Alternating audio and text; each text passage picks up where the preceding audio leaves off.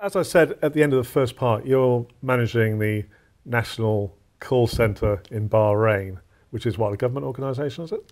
It's actually a 100% private company that happens to have a government shareholder, which is the Bahraini government, and they own about 67% of Silah Gulf, and the remaining shareholding is owned by Merchants out of the UK. And Merchants is a BPO provider that has been providing these types of services for over 30 years. So a fair heritage behind that with 30 years experience, you say. So I'm thinking about a national call centre. Again, what are the key operations of a national call centre? The key operations of a contact centre is really having all the critical elements of success, which is the technology, the facilities, the people, processes, and essentially the know-how. So one of the things that the Bahrain government wanted to do was to have a national contact centre that could deliver world's best practices for the region, essentially. And they knew that they couldn't do that on their own because they didn't have the particular know-how. So that's when they engaged with Merchants out of the UK, who have the track record and the expertise, and partnered with them so that we could use their know-how, their intellectual property, to essentially deliver these best practices in the region. So in terms of relationships and companies using the contact centre in Bahrain, what sort of organisations are tied up with you? Well, we have a number of key telecommunications companies that are working with us, but we're also not just focused on Bahrain. So part of the reason that we're here in Dubai with this conference is to highlight to the region that we are a regional company focused on working with companies outside of Bahrain as well, whether it be the UAE or whether it be in Kuwait. We are very much focused on the region, not just only Bahrain. Right. So what would be the advantage of a UAE organisation forming a relationship with a company, your company in Bahrain? Well, there's a number of key advantages. First of all, we do have the exclusive license to operate the Merchants know-how in Bahrain and actually in the Middle East. So first of all, there's a natural benefit to work with Silah Gulf because of our IP licenses that we have with Merchants. The second of all, for a UAE company, there is a definite cost advantage with having their services delivered out of Bahrain as opposed to out of the UAE. So they do save money and they also get access to some of the best know-how in the region. The other thing as well that we have at Silah Gulf, which is particularly of value to people in the UAE, is that we have a very large international team that we are able to impart some of our expertise on and deliver some of the value adds that they normally wouldn't get in the UAE alone. So why are the operating costs lower in Bahrain compared with the UAE?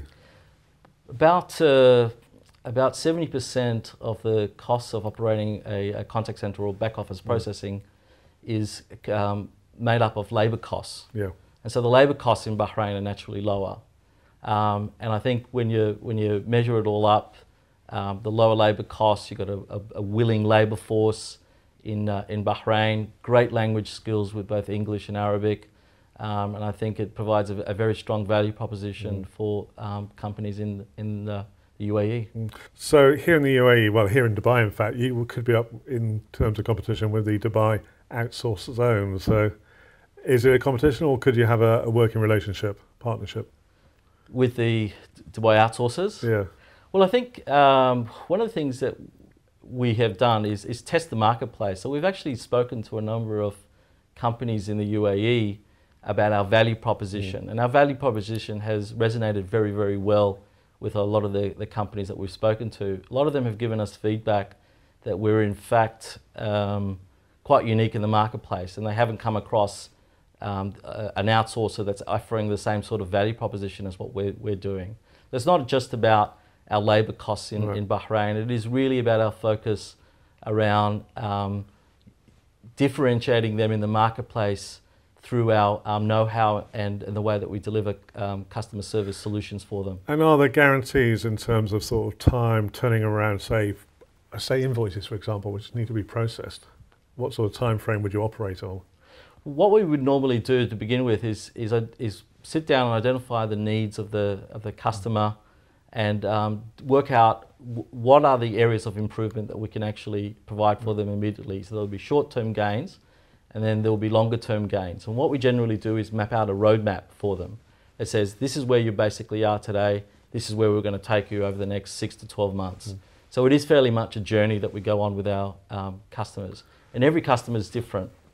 Right, and I'm thinking, you know, the way the financial markets are at the moment, business markets up and down a bit, there's changes, expansion, contraction. Is there that sort of flexibility by having your processes outsourced rather than sort of having dedicated staff within your organisation? It certainly does give a lot of companies a lot of flexibility that they normally wouldn't have by having a captive labour force.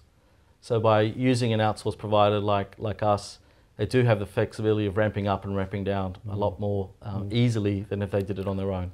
And to finish off, a question which I must put to you, I suppose, the confidence of dealing with an organisation in Bahrain following recent events. I mean, what can you sort of say to create that confidence with companies, organisations across the Gulf?